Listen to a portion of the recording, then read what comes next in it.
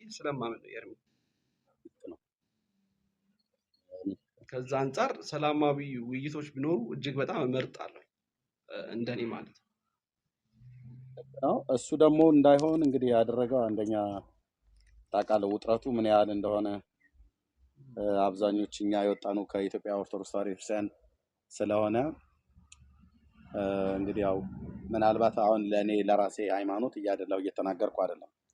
ልክ ከኦርቶዶክስ ቤተክርስቲያን ወገኖች ሲወጡ እኔ አሁን ራሴን በተመለከተ ልክ ስወጣ አንድ የኦርቶዶክስ መምህር ወይ ካህን ጠርቶ በስርዓት ያወራኝ አንድ አብሬ በገጠር በነበርኩበት ሰዓት ላይ አብሬያቸው እሳቸው ድቁናኔ በተቀበልኩበት ጊዜ አብረውኝ ይዘውኝ ሄደው የሚያገለግሉ የአያቴ እኩያ የነበሩ አሉ። አሁን ሄደዋል፣ ወደ አርፈዋል እና አባ ገብሬ ይባላሉ። እሳቸው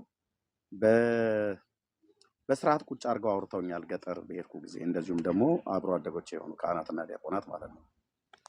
ከዛ ውጭ ግን አዲስ አበባ ስለነበርኩ ጌታን በተቀበልኩበት ጊዜ አንድ ኦርቶዶክሳዊ አገልጋይ ጠርቶ ብዙዎቹ ጠርተውኛል፣ ግን አንዳቸውም በስርዓት ምንድነው የጎደለው ምንድነው ያለው ነገር ብሎ በሚያቀርብና እንደው ተሳስተንም ቢሆን እንኳን በሚመልስ አይነት ነገር ያወራኝ ሰው የለም። ከዛ ይልቅ የረገሙኝ፣ የሰደቡኝ፣ የተቆጡ፣ ያበሻቀጡ ናቸው ያሉት ማለት ነው። ይሄ እኔ ጋር ብቻ ሳይሆን እንደ በእርግጠኝነት የምነግርህ በጥናት የተደገፈ አይደለም። ከ80 በመቶ ምናምን ነገር በላይ ያልተናነሰው ከኦርቶዶክስ ቤተክርስቲያን ሰዎች ሲወጡ ለምንድነው የወጣችሁት ምንድነው ብሎ በልበ ሰፊነት ነገሩን በርቀት በማየት ምናልባት ስተት ካለ ስተት ለማስተካከል ወይ ደግሞ ያ የሄደውን ሰውዬም ለመመለስ በሚል ልብ የሚያናግር ሰው የለም እና ከዚህ የተነሳ እልህ ውስጥ ተገባ ማለት ነው። እና ሲወጡ ሰዎች ገና ሳይወጡም በፊት በጌታ ጉዳይ ላይ በወንጌል ጉዳይ ላይ ቤተክርስቲያን ውስጥ ደጋግሞ ሲነሳ በሰንበት ትምህርት ቤት ሁሉ ጭምር ሳይቀር ከካህናቱም ጋር ይህ ሰው መናፍቅ ነው፣ ይሄ ሰው መናፍቅ ነው፣ ይሄ ሰው እንደዚህ ነው ምናምን ነገር ብሎ የሚለው ነገር በቃ ሰው እልህ ውስጥ ገባ ማለት ነው። ስለዚህ አንድ ኦርቶዶክሱን መጥቶ ከወጣው ከኛ ከወንጌላውያን አማኞች ጋር ሲነጋገር በእልህ ነው የሚነጋገረው። ወንጌላውያን አማኞችም ለነሱ ደግሞ ሪስፖንድ የሚያደርጉበት መንገድ እንደየሰዎቹ ነው በእርግጥ እና ከዚህ የተነሳ ተካረረ ማለት ነው። አንድ እሱ ነው እንዳንግባባ ያደረገው ማለት ነው። ሁለተኛ ደግሞ ሊያግባባን የሚችል እውነት አለ መጽሐፍ ቅዱስ ማለት ነው። በኦርቶዶክስም በእኛም በካቶሊክም ዘንድ ተቀባይነት ያለው ማለት ነው። ራሳችን ሶስቱም አብያተ ክርስቲያናት በኢትዮጵያ መጽሐፍ ቅዱስ ማህበር ውስጥ ሆነው በትርጓሜ ስራ አብረው የተሳተፉበት በበላይነትም የሚመሩት መጽሐፍ ቅዱስ አለ እና እሱን ማዕከል አድርጎ ምንድነው ዳኛቸውን መጽሐፍ ቅዱስ አድርገው መነጋገር ቢኖር ሰው ይግባባል፣ ሰው ይስማማል። እንደ እግዚአብሔር ቃል እንደ መጽሐፍ ቅዱስ ከተነጋገረ ይስማማል። እሱ ጋር አሁን ኦርቶዶክሳውያን እንደ መጽሐፍ ቅዱስ ይነጋገራሉ።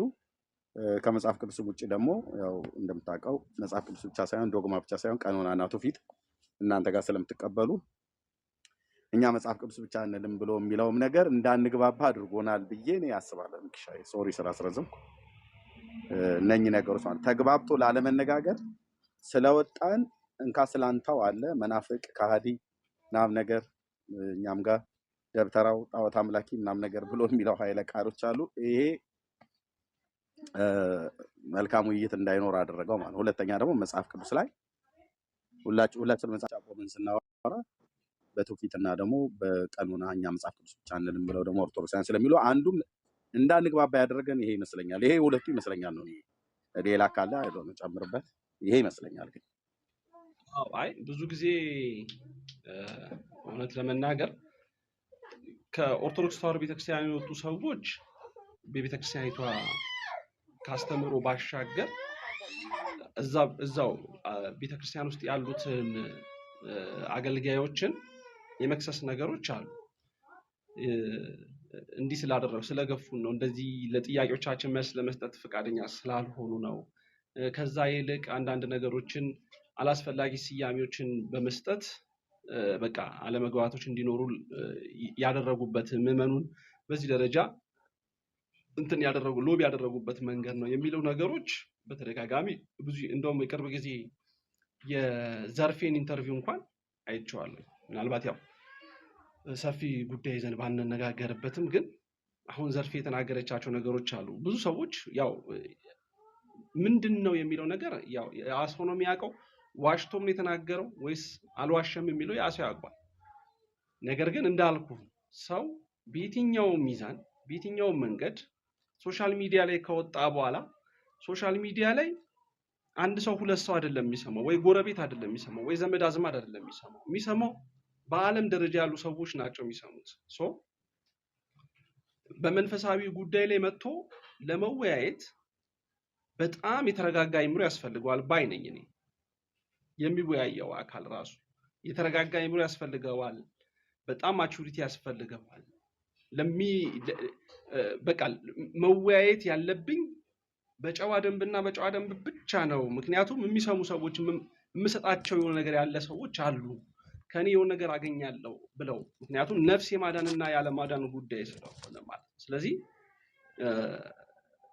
በጣም ትልቅ ጥንቃቄ የሚያስፈልገው ይመስለኛል ሚዲያው ላይ ማለት ነው። ሚዲያው ላይ ያ ካልሆነ ትንሽ አስቸጋሪ፣ በጣም አስቸጋሪ የሚሆንባቸው ነገሮች አሉ። አንደኛ ሰዎች ከሃይማኖት ወይንም ከመንፈሳዊው ነገር ወይንም ነፍሳቸውን ከሚያድኑበት እውነት ይልቅ ብሽሽቅ ውስጥ ይገባሉ። የሰዎች ደጋፊ ይሆናሉ፣ የሰዎች ተከታይ ይሆናሉ። በቃ እገሌን ሰደበልኝ፣ ዋው በቃ ሃይማኖት የሚከበረው እገሌን ስለሰደበልህ፣ ክርስትና የሚከበረው እከሌን ስላዋረደልህ አድርጎ ሰዎች በቃ በዚህ ያክል ደረጃ ሃይማኖታቸውን ዝቅ አድርገው እንዲያዩና እንዲመለከቱ ያደርጋቸዋል። በተቃራኒ የቆመ ስብዕና እንዲኖራቸው ያደርጋል ማለት ነው። ያ ነገር ደግሞ ጥቅም የለው፣ ጥቅም አልባ ነው። ከጥቅሙ ይልቅ ምኑ ይበዛል ካልከኝ ጉዳቱ ማለት ትውልድን አድናለው ተብሎ ትውልድን ማጥፋት ደረጃ ላይ ይኖራልና ቅድም አንተም ስትናገረው በዚህ በዛም ያለው አካል የሚታረም ሃይምሮ ያስፈልገዋል ባይ። ለመታረም ደግሞ እኔ ኦዲየንሱ ነው ተመልካቹ ነው ሰሚውን አድማጩ ነው የሚል እምነት የለኝም። የመጀመሪያው ይሄንን ጉዳይ ማስተካከል ያለበት ይሄንን ነገር በጣም ማረም ያለበት ተወያይ የሆኑ ሰዎች በአንድም በሌላ መንገድ በቀጥታም በተዘዋዋሪ ሃይማኖቴን ይወክሉልኛል ብሎ ያሰባቸው ሰዎች በስነ ምግባር የተገሩ መሆን መቻል አለባቸው ብዬ አምናለሁ።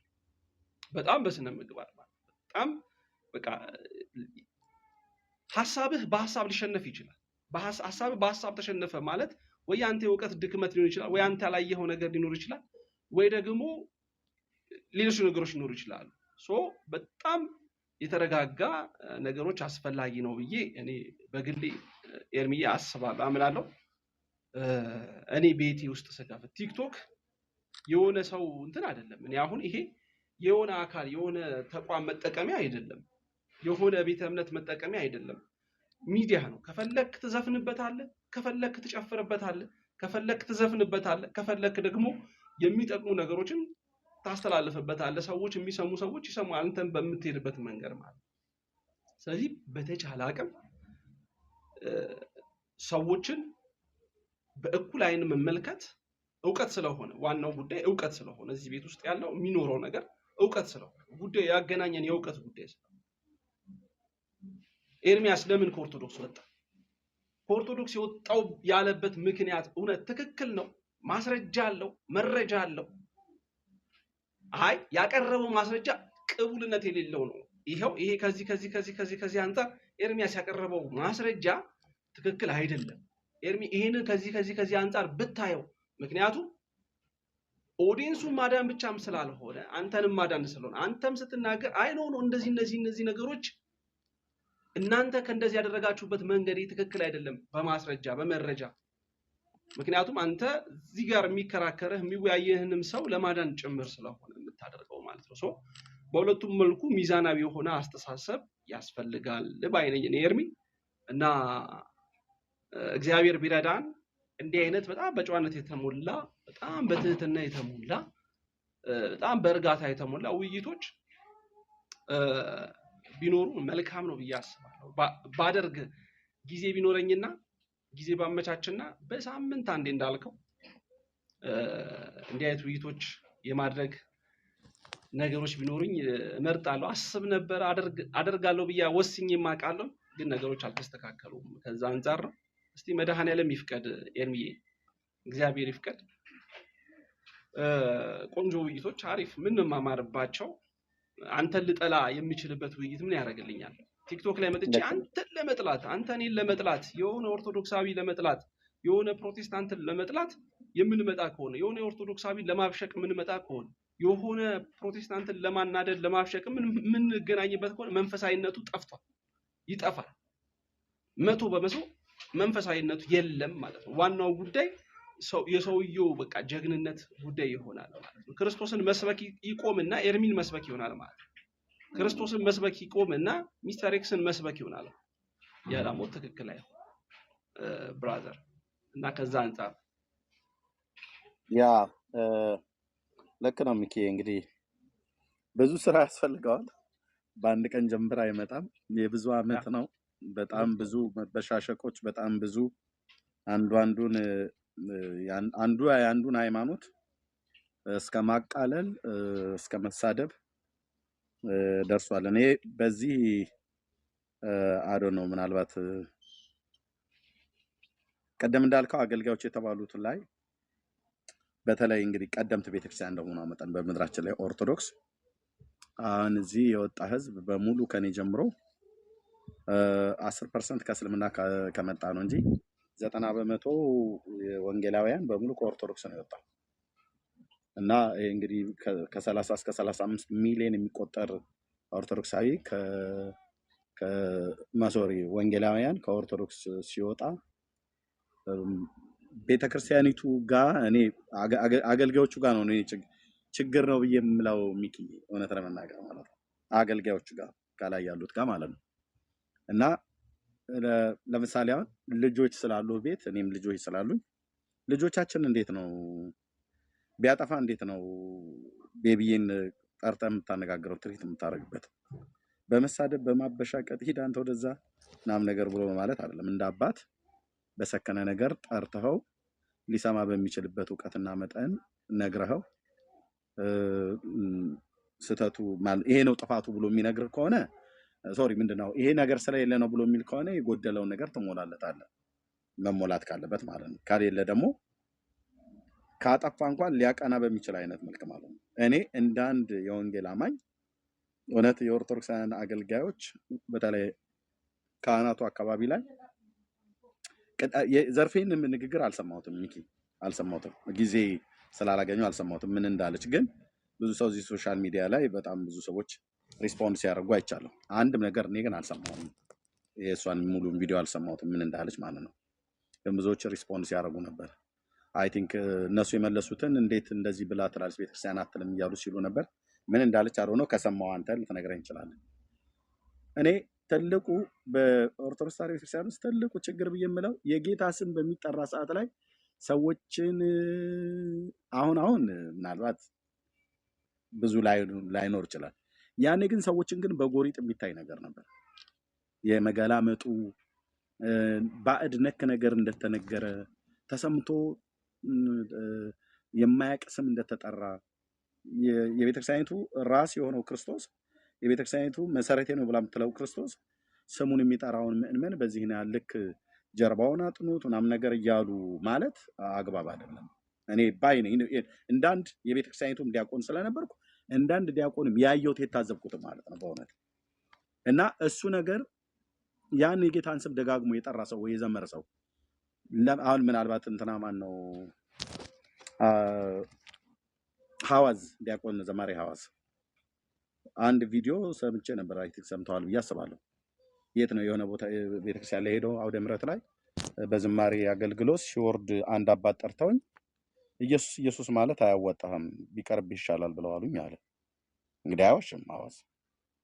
እሳቸው አሉ ማለት ግን በሙሉ አገልጋዮች ካህናቱ እንደዛ ይላሉ ማለት አይደለም። እና የጌታን ስም በሚጠራ ሰዓት ላይ የጌታን ስም የሚጠሩ ሰዎችን የመገላመጡ ጀርባቸው ይጠናይ ማለቱ ነገር አለ። እና ከዚህ የተነሳ ደግሞ ያ የጌታን ስም አብዝቶ የሚጠራው ሰውዬ በኋላም ላይ እውነት ገብቶት ሲወጣ ከነዛ አገልጋዮች ጋር ተገናኝቶ እንደገና ላውራ ብሎ ቢል እውነት ለመናገር በጣም ብዙ ከባድ ነው እና አይ ዶንት ኖ እንዴት ይስተካከላል ብለህ ታስባለህ ሚኪ? አሁን እዚህ ሚዲያ ላይ እኔ ነገራችን ላይ ኤርሚዬ አሁን ያልካት ነገር ምንድነው መሰለህ? ያ ኦርቶዶክሳዊ ተዋሕዶ ቤተክርስቲያን እኛ የምናውቃት ኦርቶዶክሳዊ ተዋሕዶ መብራት ሄደ እንዴ?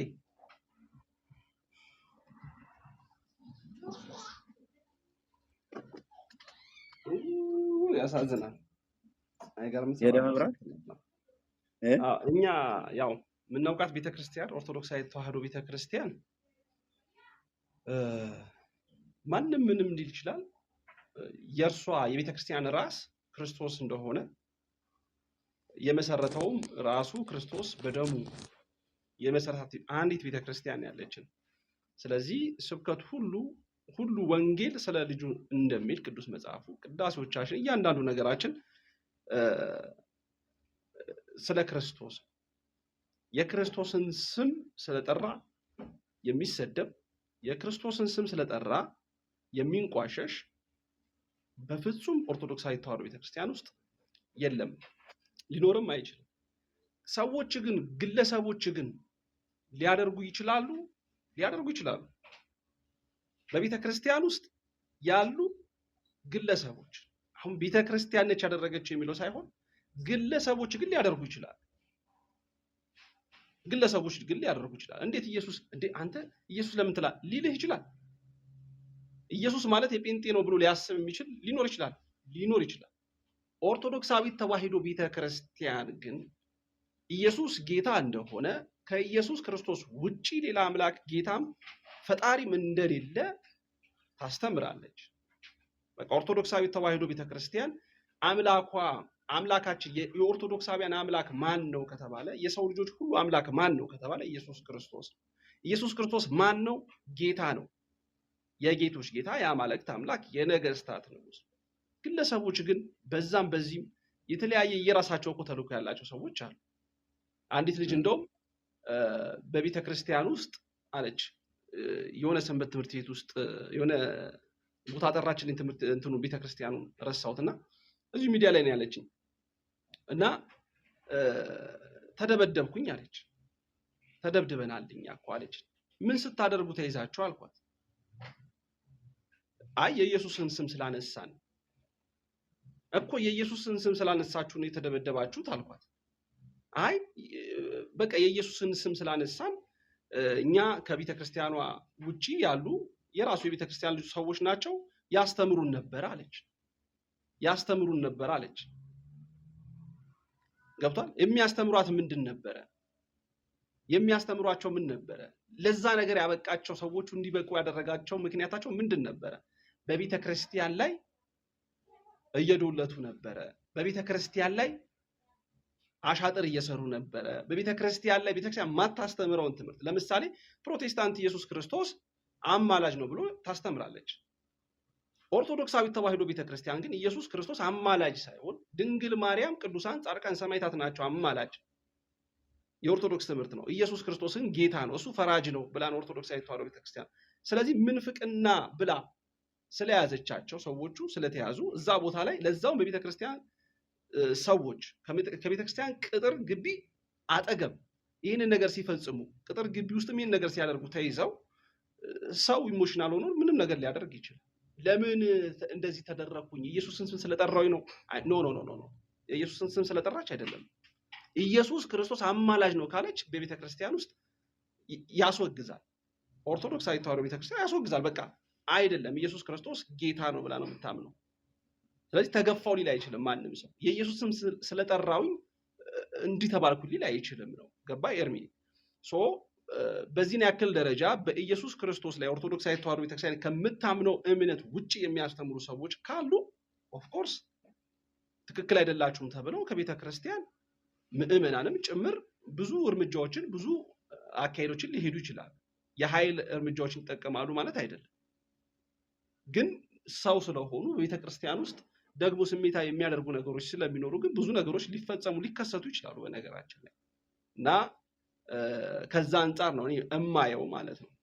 ግን ኢየሱስ ክርስቶስ ማለት ግን በኦርቶዶክሳዊ ተዋሕዶ ቤተክርስቲያን በፍጹም የሚያስወግዝ አይደለም። ኢየሱስ ጌታ ነው። ኢየሱስ ጌታ ነው። ኢየሱስ ጌታ ነው። ከኢየሱስ ክርስቶስ ውጪ ጌታ የለም። ግለሰቦች ግን እንዴ መነፈቀ ሊል ይችላል፣ እንዴ ታድሶ ነው ሊል ይችላል። ያ ግለሰቡ ቤተክርስቲያን ግን ኢየሱስ ጌታ እንደሆነ ነው ስበኩ ብላ ሁሉን ይላከችው። መምህራኖችን ሁሉ ኢየሱስ ጌታ እንደሆነ እንዲሰብኩ እኮ ነው፣ በመጽሐፍ ቅዱሱ መሰረት እንዲሰብኩ ነው እኮ ቤተክርስቲያን ራሱ የላከቻቸውና ከዛ አንጻር ነው መታየት መቻል ያለበት። አንዳንድ ሰው ኢየሱስ ስላልኩ የተገፋው፣ ኢየሱስ ስላልክ አይደለም የተገፋው ኢየሱስ አማላጅ ነው ብሎ ከሆነ ኦፍ ኮርስ መገፋት አይደለም፣ ያስወግዛል፣ ያስባራል ከቤተ ክርስቲያን ውስጥ። ምክንያቱም እኛ ኦርቶዶክሳዊ ተዋሕዶ ቤተክርስቲያን ኢየሱስ ጌታ እንደሆነ እንጂ አማላጅ እንደሆነ ስለማናምን ማለት ነው።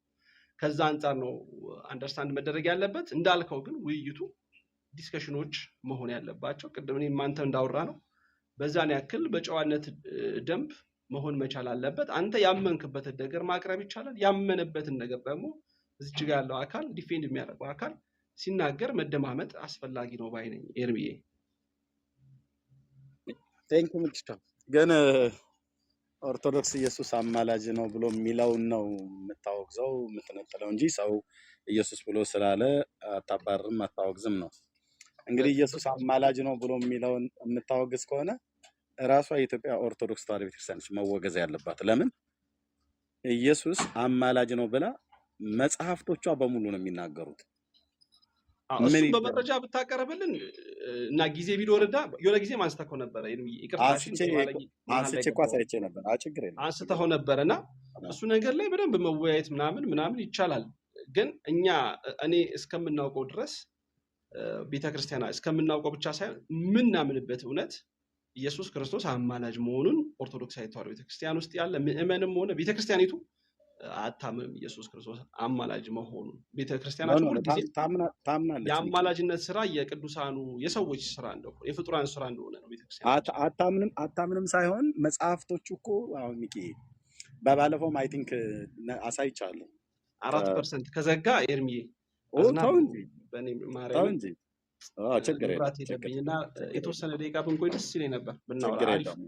ችግር የለም። በባለፈው ግን ያሳየው ድርሳነ ሰንበት እና ሌሎች መሰል የሆኑ መጽሐፍቶችን 4 መጽሐፍቶች አሳይቼ ነበር። በተለይ ድርሳነ ሰንበት ላይ ያለውን በምንም አይነት መልኩ ሌሎችን መጽሐፍቶች መጽሐፈ ዚቆ መዝሙር ሌሎችን መጽሐፈ ሰዓታትንም ሙሉ ጨምሮ በተለይ ድርሳነ ሰንበት ኢየሱስ አሁን እኮ በሰማያት ይለምናል ብላ የምታስተምር የጻፈች ቤተክርስቲያን የኢትዮጵያ ኦርቶዶክስ ናት። አሁን በሰማያት ይለምናል አብን ይለምናል ብላ የምትለው እሷ ናት በመጽሐፍቶቿ። ሚኪ አሁን ይሄንን ሊቃውንቱ አላየንም ብለው አይሉ ያያሉ ይሰማሉ። ምናልባት እኔም መልስ ሳልሰጥክ ምናምን እንዳይዘጋብን ችግር የለም። እንደውም ለዚህ ጉዳይ ላይ እኔም ሌሎች ሰዎች እንትን ልበልና ሬዲ የሚሆኑ ሰው ካለ ላዘጋጅና ደዋውዬ ምናምን ነገር ላዘጋጅና ስላነሳከው ማለት ነው ኦርቶዶክስ ኢየሱስ ክርስቶስ አማላጅ ትላለች በመጻሕፍቶቿ ብለህ ስላልክ እነዛ ማስረጃዎች ቀርበው ከምን አንጻር ምክንያቱም ያው ከዚህ አንጻር የሚለው የቤተክርስቲያናችን አካሄዳል። ግን እውነት የሚል ከሆነ መጽሐፉ ላይ ምንድን ነው የሚለው ነገር እንዳልከው ያው በጨዋ ደንብ በፍቅር ማውራት እና መረዳዳት ይቻላል ብዬ አስባለሁ። የግድ አንተ አምነህ ተቀብለህ እንድትሄድ አይደለም፣ ወይንም የሆነ ሰው አምኖት ተቀብሎት እንዲሄድ አይደለም። ትልቁ ነገር ምንድን ነው የሚለው የቤተክርስቲያናችንስ ትምህርት ምንድን ነው የሚለው ነገር በደንብ በስፋት እናየዋለን። ኤርሚዬ እና ቀጠሮ እደውልልሃለሁ መደወል እንችላለን ወይ ቴክስት አድርግልኝ እኔም ሬዲ እንሆንና ከዛ በኋላ አሁን የሚቀጥለውን ሳምንት ዛሬ 40 አይደል? የሚቀጥለውን ሳምንት በሙሉ ሰሞኑን ግን በአካል የማገኘው ሰርፕራይዝ የማደርግ ሰው አለ። በጣም ያልጠበኩት ሰው ለመናገር በእርግጥ ከዛም ወደዚህ ከመምጣቱም በፊት ቀድሞ ነው እንደሚመጣ ነግሮኝና ለኔ ራሴ በጣም አሜዚንግ ሊሆነብኝ አገኘው። ስትገናኙ ደውሉልኝ። ቴንክ ዩ ሚኪሻይ ተባረክ። እሺ ወገኖች ሁላችሁንም ሰላም ሁኑ። ቴንክ ዩ ሚኪ። በቃ ቴክስት እንደራረግ። አሜን። እሺ ቴንክ ዩ ወንድሜ። እሺ ቻው። እሺ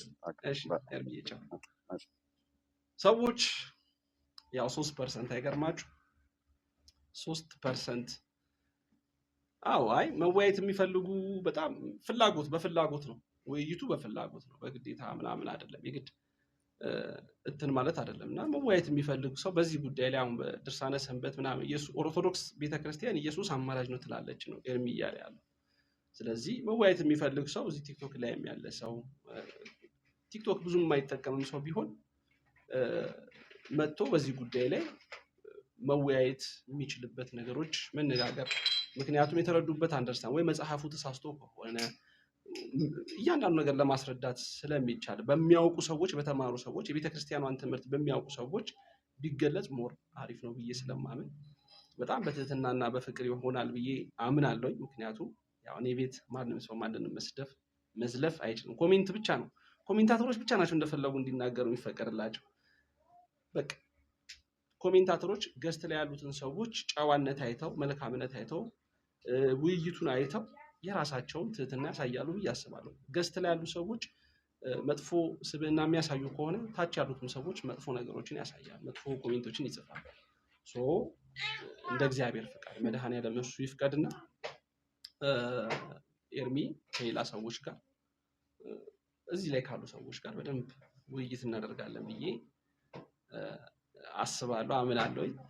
በዚህ ኢየሱስ ክርስቶስ አማላጅ ነው ኦርቶዶክስ ቤተክርስቲያን ትላለች በሚለው ኢየሱስ አማላጅ ነው ወይስ አይደለም በሚለው ርዕሰ ጉዳይ አድርገን በአጠቃላይ እንደውም ለውይይት እንዲመች ኢየሱስ አማላጅ ነው ወይስ አይደለም የሚለው ነገር እሱ ላይ መሰረት አድርገን እንወያያለን ማለት ነው። ቤተሰቦች አይገርምም? ፐርሰንቴ ቆየ።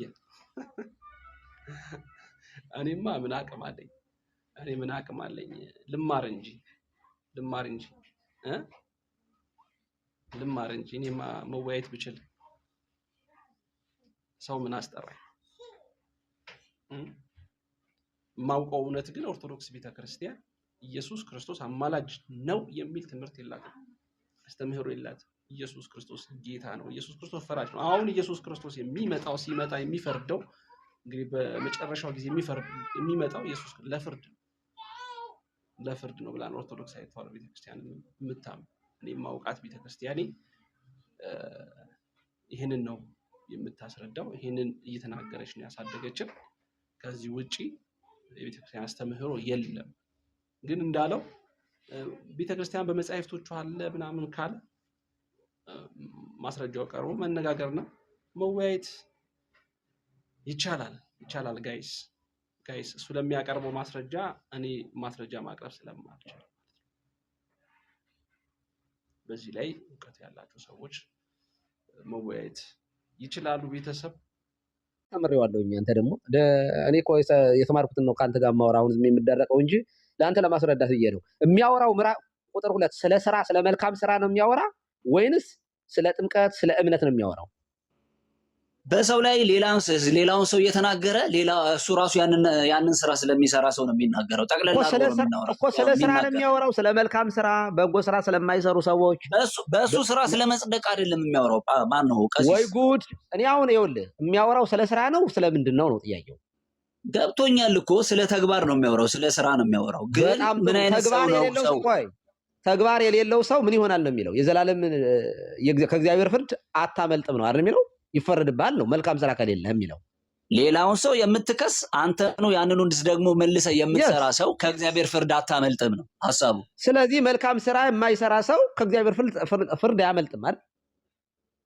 አዎ፣ እሱማ እንዴት መልካም ስራ የማይሰራ ሰው እንዴት ያመልጣል?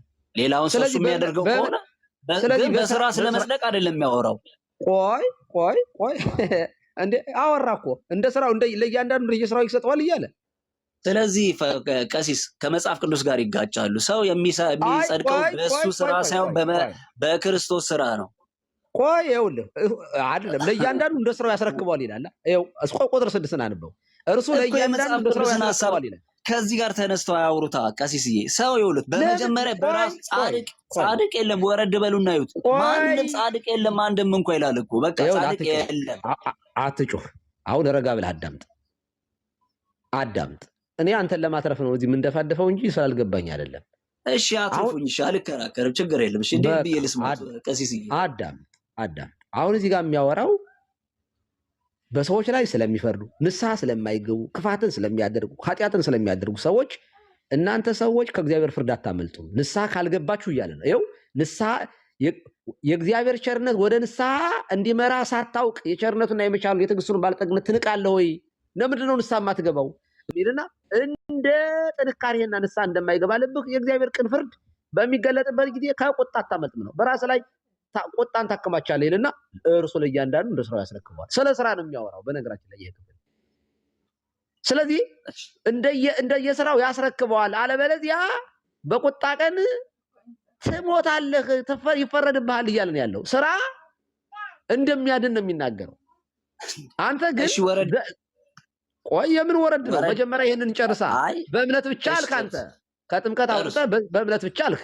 ይኸው ግን መጽሐፍ ቅዱስ ግን በእምነት ብቻ ሳይሆን ያመነ ሰው ኦኬ ስራ ካልሰራ ንስሐ ካልገባ ከክፋቱ ካልተመለሰ ሊያስፈርድበት ይችላል። ስለዚህ በእምነት ብቻ አይዳንም ነው። እሺ እምነት ከስራ ጋር ነው የሚያድነው። አብራራው ይሄንን እንዴት ታየዋለህ? ግን ይወሉት ቀሲስዬ ቆጥሮለታል፣ ይቆጠርለታል። ላልሰራ እኮ አይደል ጭራሽ ለማይሰራ እኮ ነው የሚለው መጽሐፍ። ለማይሰራ ምስክር አድርጎ የጠራው ማንን ነው? ቆይ አብርሃም ያመነውና ጽድቅ ሆኖ የተቆጠረለት መቼ ነው? ገና ሳይገረዝ። ቅድም እኮ አነበብን። ሳይገረዝ ይስሐቅ እነንትና እነ እስማኤል ሳይወለዱ። ቆይ እኮ አብርሃም አብርሃም ምን ሰራ? ከኔ ከማሳይ በጣም ቆይ አላሳይህ። ምን ሰራ ብለኛል፣ ልጠይቅህ። ምን ሰራ ብለኛል? ኦኬ አብርሃም አመነ ጽድቅ ሆኖ ተቆጠረ ከመባሉ በፊት ስራ እንደሰራ ላሳይህ ነው። እያዳመጥከኝ ነው? ላሳይህ። እየሰማሁት። እሺ ወደ ገና 15 ላይ ነው በነገራችን ላይ ይሄ አብርሃም አመነ ጽድቅ ሆኖ ተቆጠረለት የሚለው 15 ላይ ነው፣ ቁጥር 6 ላይ ነው የሚናገረው። እኔ ግን መጀመሪያው ላይ ልውሰድህ ወደ ምዕራፍ 12። አብርሃም የተጠራው መቼ ነው? ገና ከምዕራፍ ስንት ላይ 14 ላይ እንደዚህ መሰለኝ።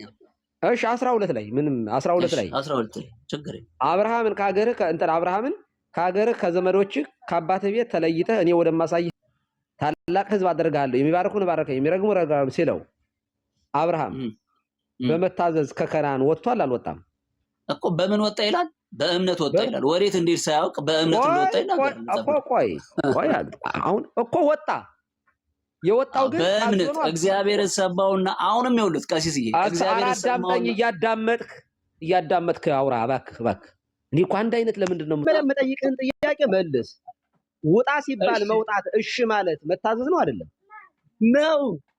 እሺ መታዘዝ ስራ ነው አይደለም? ግን ቀሲስዬ አሁን ይኸውልህ መታዘዝ ማለት በበጎ ስራ በመጽናት አዳምጠኛ ላውራኝ በበጎ ስራ በመጽናት ና የሚለውን እናስቀምጠውና እግዚአብሔር መጥቶ ይኸውልህ ስራ ማለት በነገራችን ላይ ማረስ፣ መቆፈር፣ እግዚአብሔርን ማመን ነው ስራ ማለት። ቀሲስ እግዚአብሔር መጥቶ አሁን ለምሳሌ ማርያምን መጣና አንተ እሱ ያንተ ትርጉም ነው። ቆይ እንደዚህ ትወልጃለች ሲላት ማመኗ ጽድቅ ሆኖ ተቆጥሮላታል። እንደዚህ ነው ጽድቅ ማለት። እያዳመጥክ አውራኝ፣ ከኪስህ አታውራ። እሱ የኪስህ ነው፣ ያንተ ትርጓሜ ነው እሱ። ኧረ አይደለም ቀሲስዬ፣ በእምነት መታዘዝ ማለት እኮ አዳምጥ። እሺ ማለት ስራ አይደለም? መታዘዝ ስራ አይደለም? ጋለሞታይቱ ረሃብን ይጠቅስለታል እኮ ያለ ስራ እንደጸደቀች ይናገራል። ጋለሞታይቱ ረሃብ ማለት ጋለሞታ ማለት ምን ማለት እንደሆነች እናውቃለን። በጣም ጥሩ። በስራዋ ጸደቀች ነው የሚለው። እንደውም እዚህ ላይ አንተ ከጠቀስካትማ ጥሩ፣ በስራዋ ጸደቀች ነው የሚለው። መጽሐፉን ላውጣልህ። ቆይ በጌታ በኢየሱስ እሺ፣ ቀጥሎ ያሳይ። የቱ ጋር ነው የሚለው? ቆይ ላሳይህ ነው እንዴ እንዳይረሱት። እሺ፣ ኧረ ምንም ችግር የለውም። በእምነት ጸደቀች ነው የሚለው። እሺ ቀጥሉ። ቆይ ችግር የለውም። ልብ አድርጉ። እሺ ከታች ያላችሁ ሰዎች ልብ አድርጉ። በእምነት ጸደቀች፣ በእምነት ረዓብ በእምነት ጸደቀች ነው የሚል ብሏል። እኔ ደግሞ በስራ ነው ያልኩኝ። እሺ ላውጣው። በጣም ጥሩ። ከዚህ ቀደም በነገራችን ላይ ይህችን ጥቅስ ጴንጤዎቹ ፓስተሮቹ አይነግሯችሁም። አየህ፣ ስለማይነግሯችሁ ደንግጠሃል ራሱ አሁን ሳወራ ማለት ነው። እሺ እንዲህ ይላል። ምን ሰራ? አይነግሯችሁማ። ላነብህ ነው፣ አትቸኩል፣ ግድ የለም። ሁለቱም አብርሃምን በስራ በጣም ልትደነቅ አይደል? ገና ቆይ፣ እንደውም አሁን ካሜራ የለ አብራ እያሳየሁ ነው። አንተ አየህ፣ አይነግሯችሁም። ለዚያ ነው ጴንጤዎቹ ፓስተሮቻችሁ የሚነግሯችሁ የሌለ ነገር ነው የሚነግሯቸው። አየህ ይሸውዷቸዋል። እኔ ግን ይኸው እንደዚህ መጽሐፍ ቅዱስን ሳልሸውድህ እያሳየሁ ነው ማስነበብ። ይኸው አንብ በል መቼውን ስጥህ። እሺ አንብ የተሰመረበትን አንብ ያወጡልኝ አባታችን። ቆይ እሺ ተረጋጉ። ቀሲስ አመሰግኖታለሁ። አባታችን አብርሃም ልጁን በመሰዊያ ላይ ባቀረበ ጊዜ በስራ የጸደቀ አልነበረምን ይልና ቀጥሎ እምነት ከስራው ጋር በምን የጸደቀ በስራ የጸደቀ አለ በስራው አይደለም በስራ የጸደቀ አልነበረምን እኮ በስራ የጸደቀ ይላል እንዴ እኮ ቀጥል እሺ አሁን የዚህ ማብራሪያ ልስጦት ቆይ ራሱት ልጠይቁ ቆይ አታብራራ መጽሐፉ የተብራራ ነው ብለሃል መጽሐፍ ቅዱስን ትጨርሳለህ አንብ ጨርስ የራብን ገና አሁን በዚህ ቃልና ቀሲስ አንብ እምነት ከስራው ጋር አብሮ ያደርግ እንደነበረ እሺ ቀጥል እሺ ምን ላንብብ እምነት ከስራው ጋር ያደርግ እንደነበረ አይደል ወዴት ሄዱ አንዴ ቆይ የማይነካ ነገር ነክቻለሁ መሰል ቆይ አንዴ ኧረ ምን አባ ቆይ ሶሪ ቆይ እሺ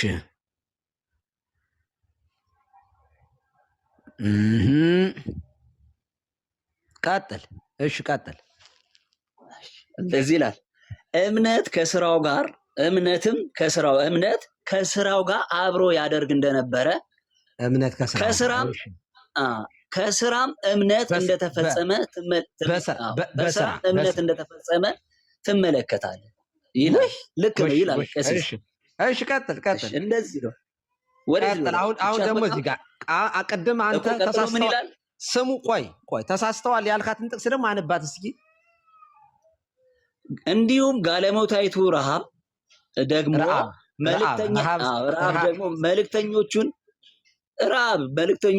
መልእክተኞቹን ተቀብላ በሌላ መንገድ በሰደዳቻቸው ጊዜ በስራ አልጸደቀችምን ይላል። አዎ ይላል። የምን ስራ ነው? ቆይ አንተ መጀመሪያ በእምነት ነው የጸደቀችው። እታች ሰው እየተከታተለ ነው። አንተ በስራ ነው የጸደቀችው ነው የሚለው፣ በእምነት ነው የጸደቀችው ነው የሚለው። በስራ ጸደቀች አይልም ብለሃል አላልክም? መጀመሪያ እሺ ብያለሁ። እኔንም ደግሞ አሁን ደግሞ ሂዱልኝ። ለኔም ደግሞ አንድ ብያለሁ። ከሲስ እሺ ሂዱልኝ ደግሞ ለኔም ቆይ ከሚሉኝ ሂዱልኝ። ቆይ አንዴ በመጀመሪያ ኦነስት ስለሆንኩ የመጀመሪያ ጴንጤ ቃሉን ያመነ የመጀመሪያ አግኝቻለሁ። እንዴ በጣም ነው ማምነው ቀሲስዬ፣ ግድ የለውም። እሺ ላሳዩት። ስለዚህ ሶሪ በል እኔ የኔን ላሳዩትና ሶሪ እላለሁ። እኔ ደግሞ ላሳዩት። ቆይ ዕብራውያን 11 ላይ ሂዱልኝ። ዕብራውያን ተቀበሉ። አንተ ራስህ የጠቀስከው በእምነት ጸደቀች ነው የሚለው ብለህ ጋለሞታይቱ ረሃብ አዎ በእምነት ጸደቀች ይላል። ላሳዩት ደግሞ ዕብራውያን ላይ ላሳዩት። ዕብራውያን ቆይ ለምን ቆይ ይላሉ? ቆይ አንተ ስለ ያዕቆብ መልእክት ጠቅሰህ ተናግረሃል። አየህ ያዕቆብ ላይ ብለህ ተናግረህ አሁን ሰዎቹ አድማጭ አሉ ከታች እያዳመጡ ነው። ወዳጅ አሁን በስራ ያዕቆብ በነገራችን ላይ የሚናገረው እምነት ከስራ ከተለየ አጋንንታዊ ነው። ይኸው እንዲሁ ቆይ የሚያወራው ይሄ አንተ ያዕቆብን እኮ አታነቡትም። ችግሩ እናንተ አየህ። አረ በጣም እናነባለን። ግድ የለም አውሩ። ምን ይላል? አንበው ይሄ ምን ይላል? ለእናንተ በነገራችን ላይ መልስ የሚሰጥበት ትምህርት ነው። እሺ ምን ይላል እዚህ ላይ? አንበው። ሁለቱን ብናብራሩ አይሻልም? ግድ የለም አንበው። የእምነት ስራና የጽድቅ ስራ ይለያያል። እዚያ አንበው።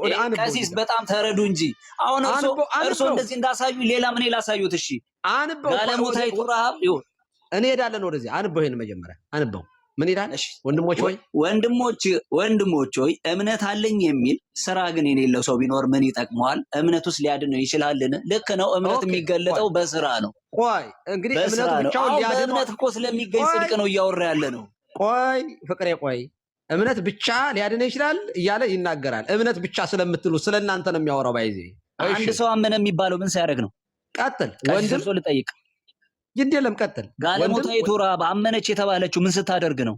ወንድም ወይም እህት እኔ ወደምትፈልገው አይደለም፣ መጽሐፍ ቅዱስ ላይ ነው የምናወራ። ቀጥል ወንድም። ወንድም ቀጥል መጀመሪያ ጨርስ። እሺ ላንብበው። ወንድም ወይም እህት ራቁታቸውን ቢሆኑ የዕለት ምግባቸውንም ቢያጡ ከእናንተም አንዱ በደህና ሂዱ እሳት ሙቁ ጥገቡን ቢላቸው ለምንድነው ከልሎኛል ጽሁፉ የሚያስፈልገውን ባሰጧቸው ግን ለሰውነት የሚያስፈልጋቸውን ባሰጧቸው ምን ይጠቅማቸዋል? ልክ ነው እኮ ቀሲስ ተረድቻለሁ። እንደዚሁም ስራ የሌለው እምነት ቢኖር በራሱ የሞተ ነው። አዎ አብርሃም እግዚአብሔርን ነገር ግን ቀጥል ነገር ግን አንድ ሰው አንተ እምነት አለህ እኔም ስራ አለኝ፣ እምነትህን ከስራህ ለይተህ አሳየኝ፣ እኔም እምነቴን በስራዬ አሳይሃለሁ። ቀጥል። እምነት አንድ ሰው አመነ የሚባለው ለእምነቱ ምላሽ ሲሰጥ። ቀጥል። መጀመሪያ ያዕቆብንና ቃሉን ኢንተራፕት ሳታደርግ ዝም ብለህ አንብ። እግዚአብሔር አንድ እንደሆነ አንተ ታምናለህ። አሁን ቀሲስ ሐሳቡ እኮ ተቀብዮታል። ኧረ ቀጥል፣ በማርያም ቀጥል። እሺ ላንብብ። እሺ እግዚአብሔር አንድ እንደሆነ አንተ ታምናለህ፣ መልካም ታደርጋለህ። አጋንንት ደግሞ ያምናሉ ይንቀጠቀጡማል። አንተ ሰው እምነት ከስራ ተለይቶ የሞተ መሆኑን ልታውቅ ትወዳለህ?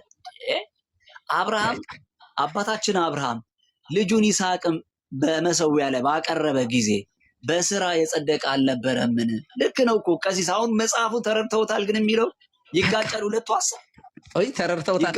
እርሱ አሁን ይሄኛውን ይዘው ነው ይሄኛውን ብቻ ይዘው ነው።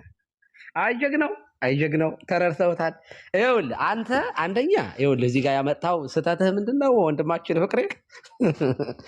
በስራ ረዓብ የጸደቀችው በስራ አልጸደቀችም በእምነት ነው የሚለው አለ።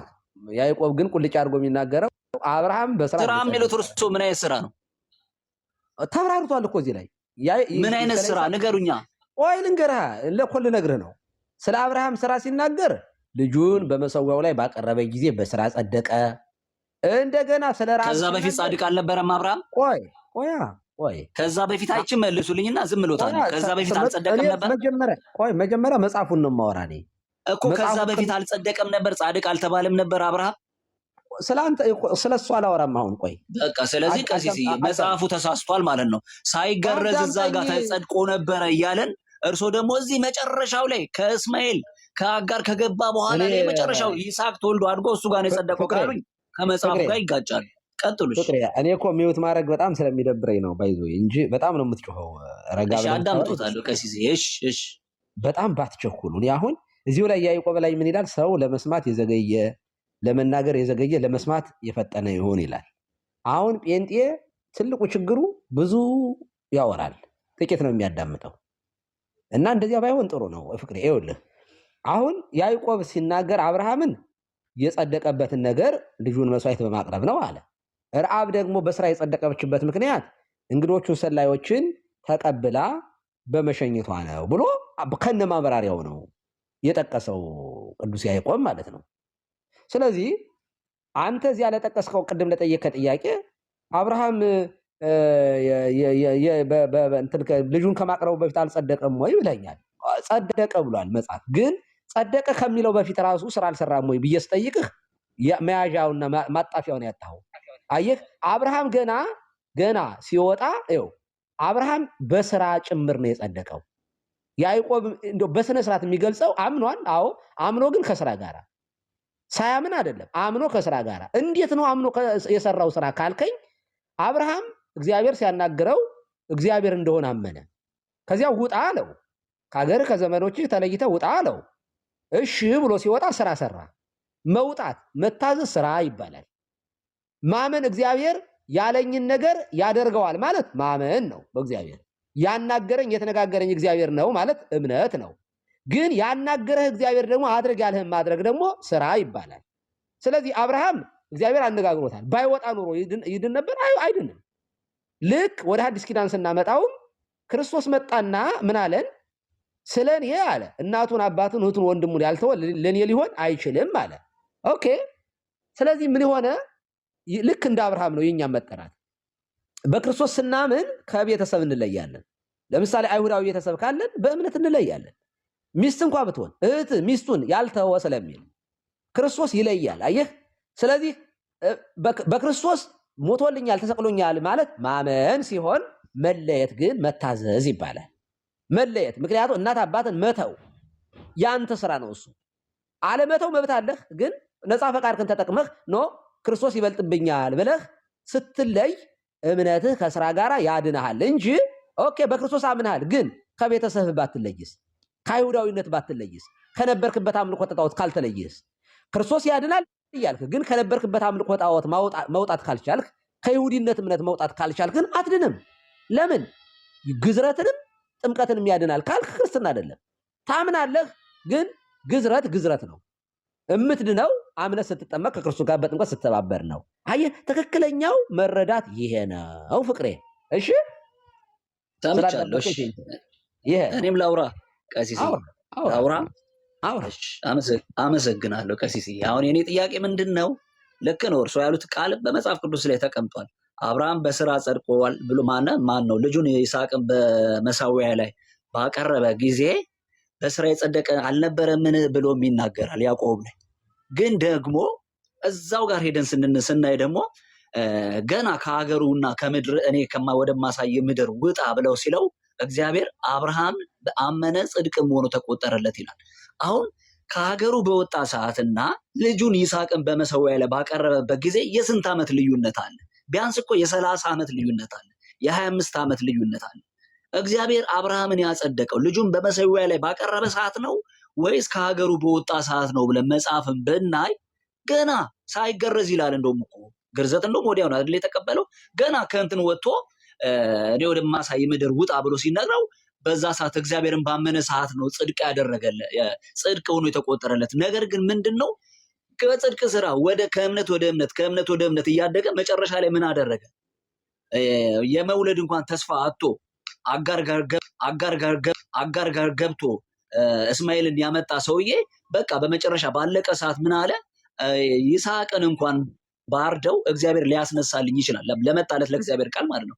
ብሰዋው እግዚአብሔር ሊያስነሳልኝ ይችላል ብሎ ይስሐቅን ልክ ለመሰዋት እጁን ሲያነሳ ምንድነው የእምነት ፈተና ነው የተፈተነው፣ የጽድቅ ስራ አይደለም። አሁን የእምነቱን ፈተና ነው የተፈተነው። ከዛ ምን አደረገ? እምነቱ በስራ ተመሰከረለት። በቃ እግዚአብሔርን እንዳመነ ተረጋገጠለት ነው እንጂ እግዚአብሔር ጻድቅ ነህ ያለው ገና እንትን ላይ ነው፣ ገና ከሀገሩ እንደወጣ ነው። አብርሃም ምንድነው ያደረገው? መጨረሻ ላይ አይደለም ጻድቅ ተብሎ የተቆጠረለት። ግን ጻድቅ የተባለው ምንድነው? እምነቱን በስራ ገለጠው። ያ ያመነውን እግዚአብሔርን በቃ እስከ መጨረሻ አመነው። አንድያ ልጁን እንኳን ለመሰዋት አልሳሳም። በቃ ያን ነው መጽሐፍ ቅዱስ የሚያመለክተን እንጂ በስራ ትጸድቃለህ ምናምን የስራን ጽድቅ አይደለም የሚደረድረው። ከእምነት ወደ እምነት እግዚአብሔርን እያመንን ቤት ቁጥር የምንሰጠውን ነገር ነው እያሳየ መጣው። እንደገና አንዴ ልጨምር፣ ስለ ረሃብ እናውራ። ረሃብ ጋለሞታ ማለት ሴተኛ አዳሪ ነች።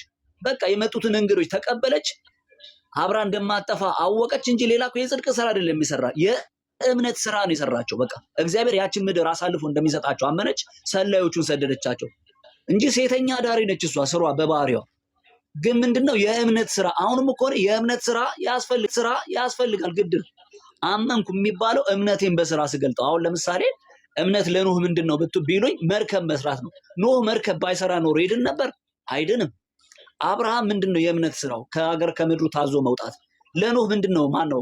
ለሄኖክ ምንድነው? አካሄዱን ከእግዚአብሔር ጋር ማድረግ። እንደዚህ የተለያዩ ነገሮች አሉ ቀሲስዬ። እና እምነት ያለ ስራ የሞተ ነው ሲል እኔ እግዚአብሔርን አመንኩ ሲል ለተነገረኝ ቃል የምሰጠው ምላሽ ነው። እሱ ነው ጽድቅ ሆኖ የሚቆጠርልኝ እንጂ በስራማ አብርሃም እንትና ገብቷል። አመሰግናለሁ ቀሲስዬ። አሁን አንተ ስታወራ የነበረው የእምነት ስራ ምናምን እያልክ ታወራለህ። እኛ በነገራችን ላይ ዋርኒንግ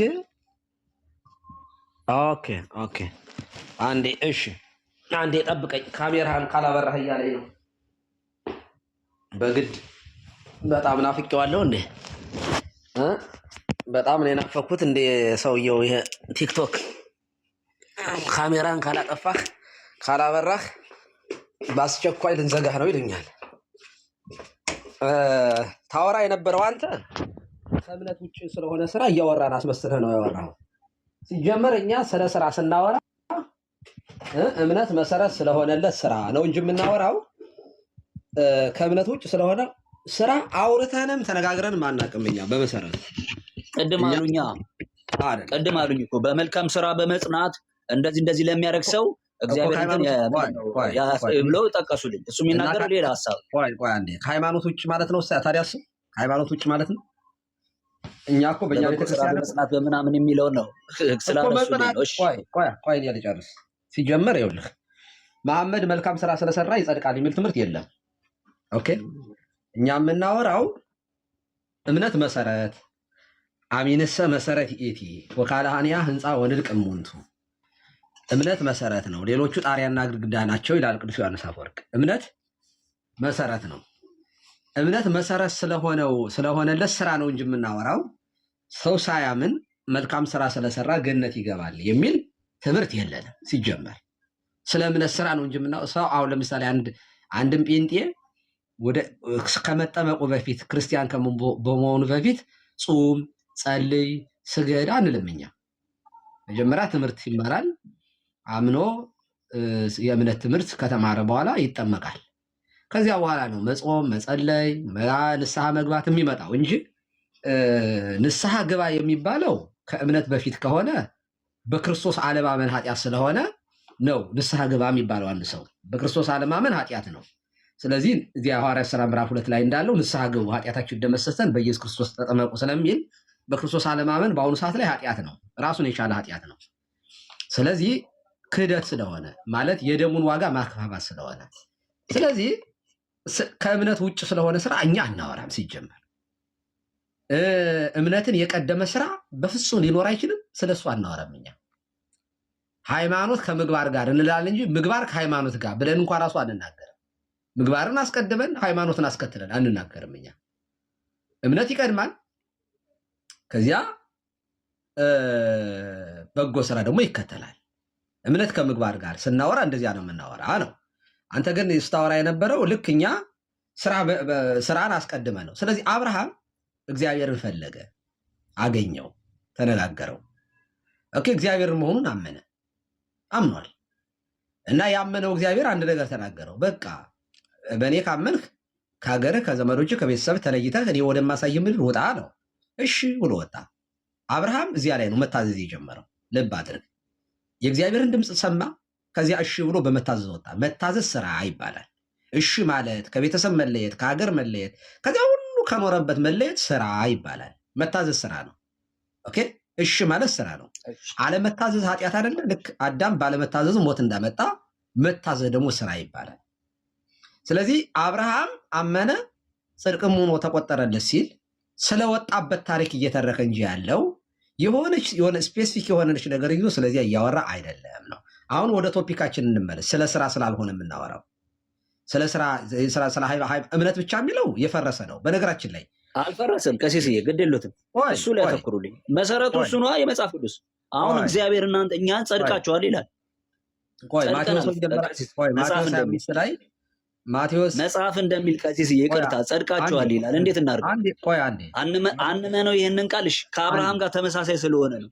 አንዴ ማቴዎስ 25 ላይ ብራብ አላበላችሁኝም፣ ብጠማ አላጠጣችሁኝም፣ ስለዚህ ወደ ገሃነመ እሳት ሂዱ ይላቸዋል።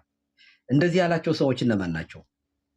ያመኑ ሰዎች ናቸው? ስለዚህ ሰው በስራው ነው የሚጸድቀው? ቀሲስ ቆይ ያመኑ ሰዎች ናቸው እነዚህ ወይንስ ያላመኑ ሰዎችን ነው? ብራብ አላበላችሁም፣ ብጠማ አላጠጣችሁኝም የሚላቸው ያመኑ ሰዎችን ነው ያላመኑትን ነው? ያመኑት ናቸው። ግድ የለም እሱ ወንድሙን ስለመውደድ ቅድም እንትና ማን ነው ያዕቆብም አንስቶታል። በጣም ጥሩ። ስለዚህ እነዚህ ሰዎች የተራበ ባለማብላታቸው፣ የተጠማ ባለመጠጣታቸው፣ መልካም ስራ ባለመስራታቸው ተፈረደባቸው አልተፈረደባቸው? ቀሲስ እንደዚህ ካሉ እኮ በስራችን ነው የምንጸድቀው ወደሚለው ነገር ውስጥ እየገቡ አይደለም። አላልኩኝም። ሁለቱንም ነገሮች ባላንስ አድርገን መሄድ አለብን እኮ። እኔማ ሃይማኖት ስራ እንደሚጸድቅ እግዚአብሔር ይናገራል። ከዛ በኋላ እንዴት እንሂድ ነው እኮ። አዳምጠኝ እንትን ፍቅሬ፣ እኔ እያልኩ ያለሁት በክርስቶስ አምኖ በጎ ስራ መስራት ያጸድቃል እያልኩኝ ነው። እምነት ከስራ ጋር ያዕቆብ እንደሚለው። አንተ ደግሞ በእምነት ብቻ ነው የሚዳነው እያልከኝ ነው። ኦኬ በእምነት ብቻ የሚዳን ከሆነ እነዚህ ሰዎች አማኝ ናቸው አልከኝ። ኦኬ አማኝ ናቸው፣ ግን ስራ ባለመስራታቸው ወደ ገሃነም ውረዱ አላቸው። ለምንድን ነው የተፈረደባቸው? ቀሲስዬ እኔ ያልኩትን ደግሞ ተረዱኝ። ልክ ነው፣ እንደዛ አላልኩት። እኩል አሳዩታ። በመጀመሪያ መጽሐፍ ቅዱስ ያለንን ከፍታ ይነግረናል። ማለት በክርስቶስ ኢየሱስ የተሰራልን ስራ ያለ እኛ ምንም አይነት ተዋጽኦ እንደዳንን እንደጸደቅን ይነግረናል። ጥቅሱ ላይ እኮ ነው የምንቆጥረው። ቆይ ቀሲስ ጥቅሱ ላይ ነኝ። እንደጸደቅን ይነግረናል። ምን አይነት ስራ እንደተሰራልን ይነግረናል። እግዚአብሔር በደላችንን እንደማይቆጥርብን በምን አይነት ክብር እንዳስቀመጠን ይነግረንና ከዛ ወዲህ እኮ ልመለስ። እርሱ ላይ ቀሲስ ማለት እንትን ለማዳመጥ ሞክሩ። እኔ ጥያቄ ግልጽ ነው። ቆይ ጥያቄ ግልጽ አልሆነልህም መሰለኝ። ግልጽ ነው። ተረድቼዋለሁ። ማቴዎስ 25 ላይ ያሉት ብራብ አላበላችሁኝ ብጠማ ጠጣችሁኝ እናንተ ርጉማን ሂዱ የተባሉት ያመኑ ናቸው ብለኛል። በጣም ጥሩ መልሰሃል። ጥሩ ነገር ነው የመለስከው። ታዲያ ለምንድን ነው የተራበ ማብላት የጠማ ማጠጣት በክርስቶስ ስላላመናችሁ ገሃነም ሂዱ አይደለም ያላቸው? አላመናችሁብኝም ሳይሆን አላበላችሁም አላጠጣችሁም የተሰራ አልጠይቃችሁም ብሎ በስራቸው ምክንያት ፈረደባቸው። ስለዚህ እምነት ከስራ ጋር ነው የሚያድነው። እዚያ ጋር ደግሞ ያሉት እነዚህ ብራብ አብለታችሁኛል የተባሉት ደግሞ እምነትን ከስራ ጋር አስተባብረው የያዙ ናቸው። ዘይታቸውን ከመብራታቸው ጋር የያዙ ናቸው። ስለዚህ እነዚያኞች ወደ እግዚአብሔር መንግስት ገቡ። ምን ያላቸው? እምነት ከስራ ጋር ያላቸው። እነዚህ ደግሞ ስራ የሌላቸውን ደግሞ ፈረደባቸው። ስለዚህ እምነት ብቻ ያድናል የሚለው ፈረሰ አልፈረሰም? አልፈረሰም። ቀሲስ ባላንስ አድርጎ የመጽሐፉን ሀሳብ እንረዳው። ልክ ነው። እሱ ያሉትንም እሰማለሁ። ልክ ነው። መጽሐፍ ቅዱስ በመጀመሪያ ሰው ያለ ህግ ስራ በእምነት እንደሚጸድቅ ይናገራል። በቃ ቁልጭ አድርጎ አስቀምጡታል። ምንም ማለት ምንም ማስላለዳች አስተዋጽኦ ያማ ተደመደመ እኮ። አሁን የምናወራው እኮ መጽሐፍ ቅዱስ በሙሉ የተጻፈበት በሙሉ አልቆ ትንሣኤ ሙታን ላይ ነው ያለነው። አሁን አለቀ እኮ። አሁን የነገሩኝን ነገር ይኸውልህ፣ እርሱ የነገሩኝን ነገር እንደ ጽድቅ አድርጎ ማስቀመጥ ከእግዚአብሔር ስራ ጋር መጋፋት ነው። ልክ ነው። ማድረግ ይገባናል። በሚገባ ማድረግ ይገባናል። የምናደርገው ለጽድቅ ነው አይደለም? የምናደርገው ለጽድቅ ነው አይደለም? አይደለም። ለምን መሰሉት? በጽድቅማ ከሆነ የእኛን ጽድቅ በእግዚአብሔር ቤት ውስጥ ልናቆም ነው ማለት ነው። ለምን ተፈረደባቸው? እነዚያ ሰዎች መኖር እንደሚገባቸው ስላልኖሩ የማይጠበቅ ፍሬ ስላፈሩ ነው። ቀሲስ አሁን እኮ ይሉት ስራ ስላልሰሩ አይደለም እያልኩት ያሉት። እንደዚህ ከሆነ እግዚአብሔር አለ እኮ እንዴ አለ እኮ መጽሐፉ እንዴ መጽሐፉን እንዴት አድርገን ተርጉመው? አንተ ፍቅሬ ይኸውልህ ፍቅሬ ራሱ ጌታችን እኮ ነው ያለው። ምክንያታቸውን ተናገረ። እናንተ ርጉማን ሁሩ ምኔ አላቸው። እናንተ ርጉማን ከኔ ወግዱ አላቸው። ምክንያቱን ደረደረላቸው። ቀጥሎ ብራብ አላበላችሁኝም፣ ብጠማ አላጠጣችሁኝም፣ እንግዳ ብሎ አልተቀበላችሁኝም አለ። ስለዚህ ይሄ ስራ ነው ምንድነው ነው እያልኩ ያለሁት። ከእምነት የሚነሳ መታዘዝ ነው ቀሲስ። ልክ ነው፣ ስራ ነው። ግን አሁን እኮ የዚህ ትምህርት የዚህ ሐሳብ ስላልሰሩ ተፈረደባቸው አልተፈረደባቸው? ይገባቸው ማድረግ ይጠበቅ የነበረውን ፍሬ ከእነርሱ ጋር ስላልተገኘ ይቅንትን ይላሉ፣ በቃ ይጣላሉ። ልክ ነው። ስለዚህ እምነታቸው ብቻ አላዳናቸውም ማለት ነው። ኧረ በማን ያመኑት? ሲጀመር በክርስቶስ ስራ እኮ ነው ያመኑት። በክርስቶስ ማመን ብቻ ሳይሆን ኢየሱስ በሰራልኝ ስራ ጸድቃለሁ ብለው ነው ያመኑት እኮ። አምነዋል። ስላላመናችሁብኝም ብሎ አልጠይቃቸውም። እሱ ብቻ ነው የጽድቅ መሰረት። የሰውን ስራ በእግዚአብሔር ስራ በእግዚአብሔር ጽድቅ ውስጥ ከተው አንችልም። ለምን እናንተ ከነዚህ ከተናናሾቹ ለአንዱ ያላደረጋችሁት ለእኔ አለማድረግ ነው ብሎ ለምን ፈረደባቸው? ታዲያ ለምን ይፈርድባቸዋል? ይገባ ነበር።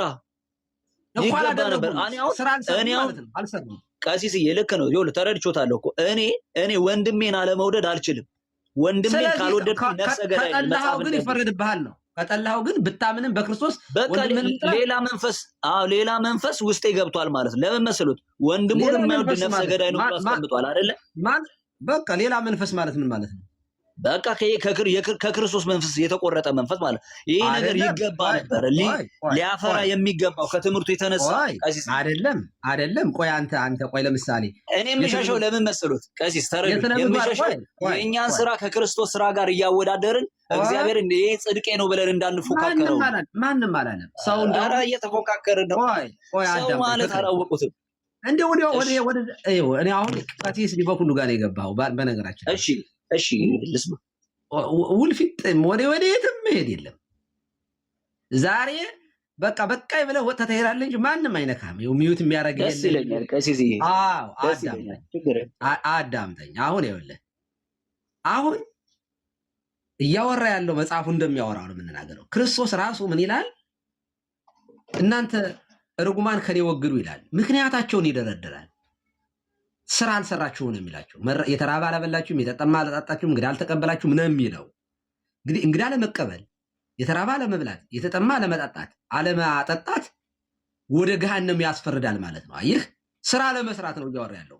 አላመናችሁብኝ አይደለም ያለው። ስላላመናችሁብኝ ሞቴን ትንሣኤን አላመናችሁምና በእምነታችሁ ስላላመናችሁ እፈርድባችኋለሁ አለ። ያላመነ ይፈረድበታል በሚለው ቃል ስትወስደው አንተ በራስህ ይህን ስለሆነ የምትጠቅሱት አይደለም። ስለሱ አለ የሚያወራው። እዚህ አማኞች ናቸው፣ የእምነት ችግር የለባቸውም።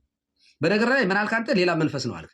አንድ ጴንጤ በስጋ ቢገለጥ ማለትም በዝሙት ቢወድቅ ወይ ቢሰርቅ አላመነም ይባላል እንዴ? አይባልም። ቀሲስ አይባልም። ይሄ የምግባር ጉድለት ነው እንጂ የእምነት ጉድለትና የምግባር ጉድለት የተለያየ ነው። እኔ እግዚአብሔርን በጣም ወደዋለሁ፣ በጣም አምነዋለሁ፣ መሐሪ እንደሆነም አውቃለሁ። ክርስቶስ ስለኔ እንደሞተ አምናለሁ። ግን አንተን ብሰድብህ ክርስቶስን መካዴ ግን አይደለም። ይሄ በስራ ያለ መግለጥ ነው፣ የምግባር ጉድለት ነው እሱ። እንደዚያ እንዳትል ብዬ ነው። ስለዚህ ማቴዎስ 5 ላይ ያሉ ሰዎች የተራበ አላበላችሁም፣ የተጠማ አላጠጣችሁም፣ እንግዳ አልተቀበላችሁም፣ ስለዚህ በስራችሁ ምክንያት ቅድም ሮሜን ያስነበብኩ ነው ለእያንዳንዱ እንደ ስራው ያስረክበዋል ያለው ቅዱስ ጳውሎስ እንደዚህ ያለውን ነው። ኦኬ ስላላመኑ ሰዎች አለን ጳውሎስ የሚናገረው እዚህ ጋር። ያላመነ ሰው ስራ መስራት አለበት ተብሎ አይገደድም። ምክንያቱም መጽሐፍ እንደሚል ያለ እምነት እግዚአብሔርን ደስ ማሰኘት አትችሉ ነው የሚለው ዕብራውያን 11:5 ላይ። ስለዚህ እያወራ ያለው ጌታችን ራሱ እንዲያውም ተረጎመው መቼ መተህ አላበላህ አሉ። እነሱ የመሰላቸው ሌላ ነገር ነው ማለት በአካል መጥቶ ጌታ ምናምን እንዲራም እንዲጠማ እንደዚያ ኤክስፔክት አድርገው ነበረ። ከነዚህ ከተናናሾቹ አንዱ ያላደረጋችሁት ለኔ ያለማድረግ ነው አለ። ስለዚህ ቀዝቃዛ ውሃ ማጠጣት ሊሆን ይችላል ተናግሯል፣ ራሱ አስተምሯል ጌታም። ስለዚህ ለኔ ያለማድረግ ነው ብሏል። ድሆችን አለመርዳት የተራበ ቅድም ያዕቆብም ተናግሯል። ወንድምህ እሳት ቢራብና እሳት ሙቅ ብትለው ምን ይጠቅመዋል ብሏል። ስለዚህ መልካም ስራ አለመስራት ያመነን ሰው ያስፈርድበታል አያስፈርድበትም? ፍቅሬ ቀሲስዬ ልክ ነው። አሁን እርሶ እንደሚሉት እኔ ለምን መሰሉት የምሸሸው ጥያቄውን ሰው አሁን እንደዚህ ከሆነ ሰው የራሱን ስራ የጽድቅ መግቢያ አድርጎ በእግዚአብሔር ፊት እንዳያቆመው ነው። ለምን ይረዱኛል? ቆይ ልክ ነው። አብልቻለሁ፣ እንደዚህ አጠጥቻለሁ፣ እንደዚህ ሰርቻለሁ፣ እንደዚህ አድርጌያለሁ ብሎ የተሰራለትን በእግዚአብሔር ፊት የቆመለትን ትልቁን የክርስቶስ ስራ እንዳይጋርድና በራሱ ጽድቅ እንዳይመካ ፈራለሁ። ለምን ይጋርዳል? እንዲያውም መልካም ስራ የሚሰሩ ሰዎች መቼ አይተንህ ነው የሚሉት። እዛው ላይ እኮ ተናግሯል ማቴዎስ 25 ላይ ራሱ እኮ እንደዚህ ነው። አንቆጥረውም እንጂ እናደርገዋለን። ቆይ እኛ እንቁጠረው። 1 2 ሲደመር ማይነስ ምናምን ሲጀመር እምነት ፕላስ ስራ አንልም እኛ። መደመር ውስጥ ምናምን እያስገባን አናወራም እኛ። ቅዱሳንም ያሉት የተራበ ሲያበሉ የተጠማ ሲያጠጡ ኖረዋል፣ ግን መልካም ስራ አድርገናል ብሎ አልተኮፈሱም። ስለዚህ ምን አሉ?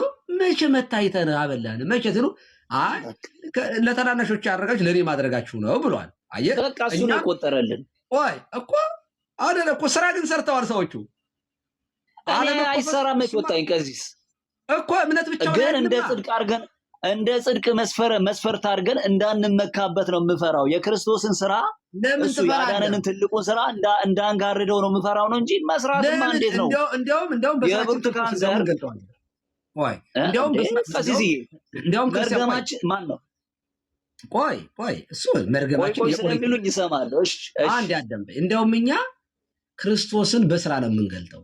ምን ይላል ራሱ ጌታ እንዳስተማረን በሰማይ ያለው አባቴን ያከብሩ ዘንድ መልካም ስራችሁ በሰው ሁሉ ፊት ይብራ፣ ብርሃናችሁ በሰው ሁሉ ፊት ይብራ አለ።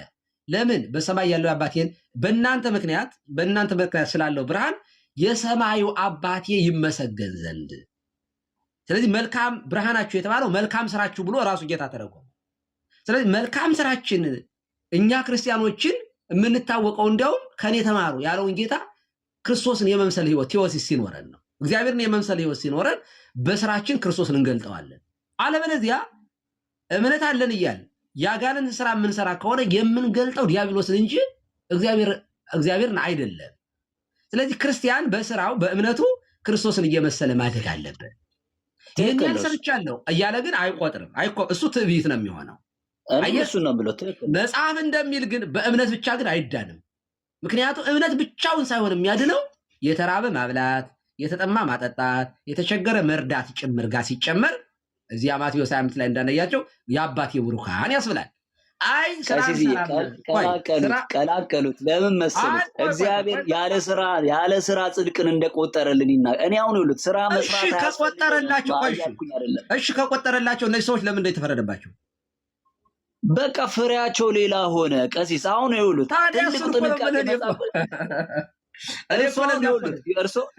እርሶ ያሉኝ እንዴት መሰሉት ቀሲስዬ? ልክ ነው አምነን እንዳንን አሉና እንደዚህ ማድረግ አለብህ፣ እንደዚህ ማድረግ አለ፣ ካላደረግን ይፈረድብናል አሉ። እኔ ደግሞ የምለው ምንድነው? አዎ እርሱ በዚህ በምድር አንዴ ብልጭ አንዴ ድርግም እያለ የሚሰራው የጽድቅ ስራ እሱን እንደመመዘኛ ሊያደርገው አይገባም። መጽሐፍ አይደለም አንተ የምታወራው መጽሐፍ አይደለም ይላል ያው ለማይሰራ ኃጢአተኛውን በሚያጸድቅ ለሚያምን ይላል እኮ። ስራ አትስሩ ማለት ነው። ቆይ ስራ አትስሩ ማለት ነው። ጌታ ስራ እንዳትሰሩ እኔ በእኔ ጽድቅ ነው የማድናችሁ ብሏል። ብትወዱኝ ትእዛዜን ጠብቁ ነው ያለው እንጂ እስኪ አንድ ጌታ ካስተማረው ስራ አትስሩ የኔ ጽድቅ ይቆጠርላችኋል፣ እኔ ብቻ አድኛችኋለሁ፣ እምነት ብቻ ነው የሚያድናችሁ ያለበት አንድ መጽሐፍ ነው። በእምነት ጸድቃችኋል ይላል። በቃ በእምነት ጸድቃችኋል ብሎ አረጋግጦ ይነግረናል። ግድ የለም አሁን ከሮሜ ውጣና ከጳውሎስ ውጣና ጌታ ሲያስተምር ራሱ በወንጌል ስራ አትስሩ እኔ ብቻው አድኛቸዋለሁ ከዚህ በኋላ ስራ አይጠበቅባችሁም በእምነት ብቻ ነው የምትድኑት ያለበት አንድ ምዕራፍ አንድ ተቀስ ስራ አትስሩ ማለት እንዴ እኮ አንተ እንደምትለው ያለ በእምነት ብቻ ነው የምትጸድቁት ስራ አያስፈልግም ያለበትን ንገረኝ ነው ማለት ጌታ ያስተማረው። ወንጌሉ የሚናገረው እንደዛ አይደለ እንዴ? በእምነት ስለሚገኝ ጽድቅ አይደለ እንዴ? አንድ ጥቅስ ወንጌሉ በሙሉ የሚለው ሳይሆን የጠየቁ አንድ ጥቅስ።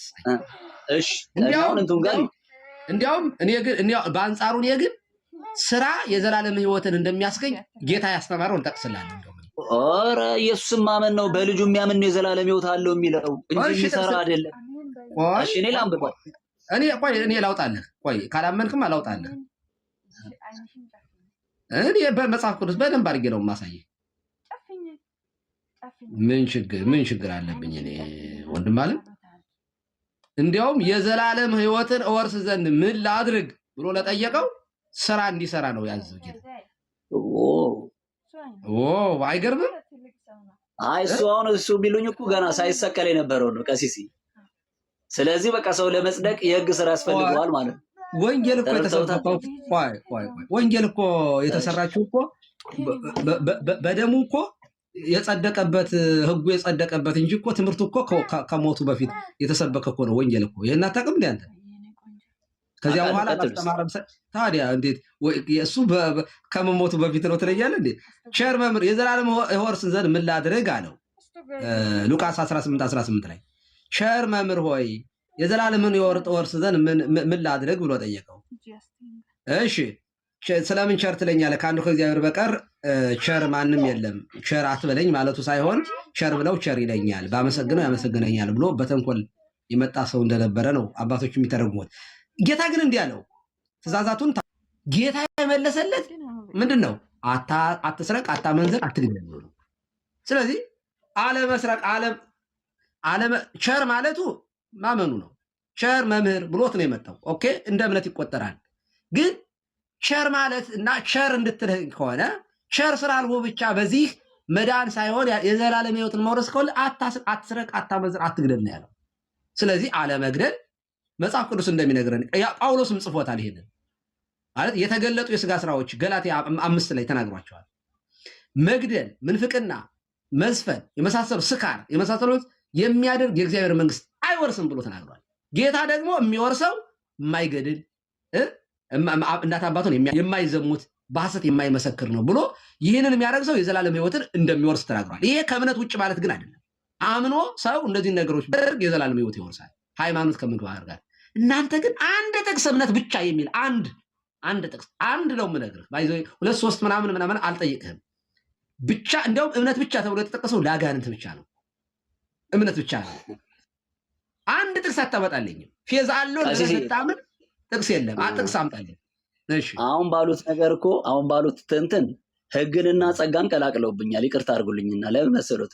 ሰው ህግን መፈጸም አለበት ብለው በክርስቶስ ካመነ በኋላ እንደገና ወደ ህግ እንደመመለስ ነው የነገሩኝ።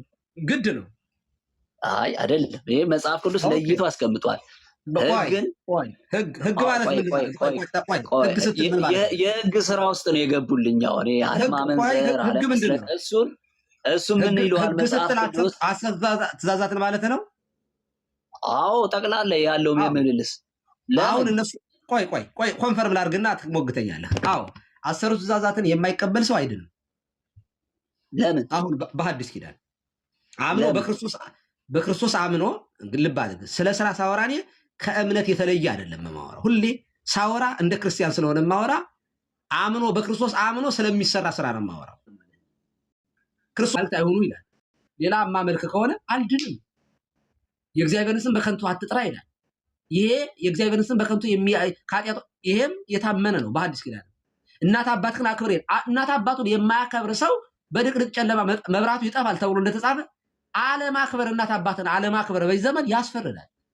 መስረቅ፣ መዘሞት፣ የወንድምን ዋርሳ መውረስ፣ ሀብት መመኘት፣ ይሄን ሁሉ ማድረግ በሐዲስ ኪዳን የእግዚአብሔር መንግስት አያስወርስም። ይኸው ማቴዎስ 25 ላይ ወሰድኩ እኮ። እነዚህ የጸደቁ ህጎች ናቸው። ባይዘ መጽሐፍ ቅዱስን ስንቀበል ብሉይ ኪዳንና ሐዲስ ኪዳን የምንቀበለው ብሉይ ኪዳን ዝም ብሎ ለቁጥር ማሟያ አይደለም የተቀበልነው። የተሻረ ህግ አለ። ለምሳሌ እንደ ግዝረት ያለ እንደ ብሉይ ኪዳን መስዋዕት ያለ እነዚህ የተሻረ ነው። በብሉይ ኪዳን መስዋዕት ዛሬ መዳን የለም፣ በግዝረት ዛሬ መዳን የለም። ከግዝረት አንጻር ካወራኝ፣ ከዚያ ውጭ ግን የሙሴ ህግጋት በሙሉ የተሻረ ግን አይደለም። ለዚያ ነው መጽሐፍ ቅዱስን እኮ የምንቀበለው። 46ቱን የብሉይ ኪዳን መጽሐፍትን እኮ የምንቀበለው እኮ ስለማይጠቅም ለቁጥር ማሟያ ሳይሆን የእግዚአብሔር ቃል ነው ብለን ነው የምንቀበለው። መጽሐፍ ቅዱስ ነው የእግዚአብሔር ቃል የማይሳሳት ነው ብለን ስንቀበል ሐዲስ ኪዳንን ብቻ አይደለም ብሉይ ኪዳንን ጭምር ነው። ስለዚህ በቃ እሱን ነው የፈለኩት። ገብቶኛል። ህግን እንሽረዋለን እናፈርሰዋለን ማለት አይደለም። ነገር ግን በህግ እንትን ጠየቁት እኮ ማነው ጳውሎስን እንደዚህ ባሉት ኃጢአት በበዛበት የእግዚአብሔር ጸጋ ያለ እንትን ተትረፈረፈ ሲላቸው እንግዲያው ህግ ማነው ጸጋ እንዲበዛ ኃጢአት እንስራን ሲሉት ምንድን ነው ያላቸው? አይ በፍጹም ህግን እናጸናለን አሉት። በመጀመሪያ የክርስቶስ ኢየሱስ መዳን ነው። በሱ ላይ በተሰራልን ስራ ብቻ እንደምንጽድቅ አውቀን መቆም ነው ያለብን። ጽድቃችን ከአሁን እስከ መጨረሻው እስከ ፍጻሜው ድረስ ቆይ ቀሲስዬ፣ እስከ ፍጻሜው ድረስ ወደ እግዚአብሔር ሊያስገባን የሚችለው የኢየሱስ ክርስቶስ የመስቀል ላይ ስራ ብቻ ነው። ግን አለው እንግዲያስ አለው እንደዚህ ስለሆናችሁ ቆይ ቀሲስዬ፣ እንደዚህ ስለሆናችሁ ታዲያ ምን እናድርግ? ምን ይላል እኮ አስቀድማችሁ ኃጢአተኞች ነበራችሁ ምናምን ይልና አሁን በእግዚአብሔር መንፈስ ታጥባችኋል፣ ተቀድሳችኋል፣ ጸድቃችኋል ብሎ አረጋግጦ ይነግረናል። ነገር ግን ይላል መጽደቃችንን ካረጋገጠልን በኋላ በምድር ላይ ስንኖር በምን አይነት ምልልስ መመላለስ እንዳለብን መጽሐፍ ቅዱስ ከዛ ያለውን እንትን ያስቀምጣል። በእግዚአብሔር ቤት እንዴት በእግዚአብሔር ማደሪያ ቤት እንዴት መኖር እንደሚገባ መጽሐፉ አስቀምጦልናል። ለምንድን ነው እዛ ውስጥ የምንገባው? የምንሰራው በእግዚአብሔር መንግስት ውስጥ ስላለን ነው። አሁን መንግስት ውስጥ ነው፣ መንግስት ነው የቀየረው ከጨለማው መንግስት ወደሚደነቀው ብርሃን። ጥያቄው ካልሰራህስ ነው። ጸድቀናል። ቀሲስዬ ተረዱኝ። አሁን ለመጽደቅ አይደለም የምንሰራው እግዚአብሔር በክርስቶስ ስራ አጽድቆናል። ጸድቀናል ማለት በራሱ በነገራችን ላይ አንተ ራስህ ማውራት የለብንም ስለ ስራችን እያልክ፣ አንተ ግን ጸድቀናል እያልክ ታወራለህ 10 ጊዜ። ጻድቅ ነኝ እያልክ ጸድቀናል ያልኩት እኮ በክርስቶስ ስራ ነው ቀሲስ። እሺ ጸድቀናል አልክ። አሁን አንተ አጽድቆናል በቃ እኮ ነገርኩህ። አጽድቆናል። ካጸደቀህ ለምንድን ነው የተራበ ስላላበላህ የሚፈርድብህ ነው ጥያቄው። ለምንድን ነው በእግዚአብሔር መኖሪያ በእግዚአብሔር መንግስት ውስጥ መተዳደር ያለብን እንትን አለ፣ መተዳደሪያ ደንብ አለ ማለት እሱን እኮ ነው ስራ የምንለው። እሱን እኮ ነው እሱን ካልሰራህ እሱን ማድረጋችን ይኸውልህ፣ እሱን ማድረጋችን አይደለም ጻድቅ የሚያስብለን ቀሲስ። በክርስቶስ ኢየሱስ የተሰራልን ስራ ነው ጻድቅ የሚያስብለን። በቃ አማርኛ እያወራሁኝ ይኸውልህ አዳምጠኝ። አንተ የምትለው መልካም ስራ ካልሰራህስ ነው ጥያቄ። ካልሰራህስ ለምን አንሰራ? ምን እንሰራለን? ዘራችን ተቀይሯል፣ እንሰራለን። የእግዚአብሔር ጸጋ አለ። እሺ ኃጢአት አትሰራም? ጸጋ አለ። እየወደቅን እየተነሳን ከህፃንነት እያደግን እያዳመጥን አብርሃምም እኮ ይሉት ቆይ ቀሲስ አብርሃም ጻድቅ ተብሎ ተቆጥሮለታል። አዳምጥ፣ እያዳመጥ ቆይ። ሁለት ነገር ኃጢአት ትሰራለህ አንተ በክርስቶስ አምናለህ አላመንክም? አምኛለሁ። ኃጢአት ትሰራለህ አትሰራም? እንኳን እኔ ሐዋርያው ዮሐንስም ኃጢአት የለብንም ብንል ብሎ ራሱን አካቶ ተናግሯል። እንሰራለን። ታዲያ ለምንድን ነው ኃጢአት የምትሰራው? ለምን ኃጢአት ትሰራለህ? በዚህ ምድር ላይ እኮ ነው ያለሁት። ገና እኮ አሮጌው ሰው ከእንትን ማነው አሮጌው አስተሳሰብ እኮ ከላይ ላይ ኃጢአት ሰርተህ ንስሐ ሳትገባ ብትሞት ትድናለህ አትድንም? ንስሐ ለመግባት የአዲሱ ሰው ባህሪ አይደለም። ዕለት ዕለት በደሙ አይደለም። ይኸው ንስሐ ለመግባት አለ በጎ ስራ ባትሰራ በጎ ስራ አለመስራት አልችልም ነው እያልከኝ ያለው? ዘራችን አይደለም ቀሲስ። አንዳንዴ በድካም የትኛውን ነገር እናደርጋለን። ነገር ግን እኮ ነው እየጠየቅኩ ያለው አዳምጠኝ። ይኸውልህ ግልጽ የሆነ እያወራሁኝ ዙሪያ የምናውቀውን ነገር ነው የምትነግረኝ። አንተ አምኛለሁ ጸድቄያለሁ አልክ። ኦኬ በጣም ጥሩ ነው። እንኳን ጸደቅ፣ እንኳን አመንክ። የጸደቅኩት ግን በእኔ ስራ ነው። እሺ አንተ ቆይ አዳምጠኝ። ቆይ እኔ ማውራው ሌላ ነገር አታወራ። ይኸውልህ እኔ ሳወራ ሌላ ነገር አታወራ። አሁን የምጠይቅን በቃ እሺ አምኛለሁ ጸድቄያለሁ ድኛለሁ አልክ። ኦኬ እንኳን ጸደቅ እንኳን አመንክ ይሁንልህ። አሁን ካንተ ወጥቻለሁ፣ ጻድቅ ነህ በቃ አንተ ጋር። ግን ጀነራላይዝ አድርገን እናወራው። በክርስቶስ አምነው መልካም ስራ የማይሰሩ ሰዎች ሊድኑ ይችላሉ ወይ? አንተ ኦልሬዲ ድኛለሁ ጸድቄያለሁ ስላልክ ጻድቅ ስለሆንክ ትቻለሁ፣ በቃ ትድናለህ። ጻድቅ ከሆንክ ምንም ማድረግ አልችልም። እኔ የማወራው ግን በክርስቶስ አምነው ስራ የማይሰሩ ሰዎች ይድናሉ አይድኑም? ጠየቁኛ። እሺ ቀሲስ ባጭር መልካም ስራ መስራት በክርስቶስ የዳኑ ሰዎች ባህሪ ነው፣ ተጽፎልናል፣ ግዴታችን ነው፣ እንሰራለን። ባይሰሩ ነው ጥያቄው።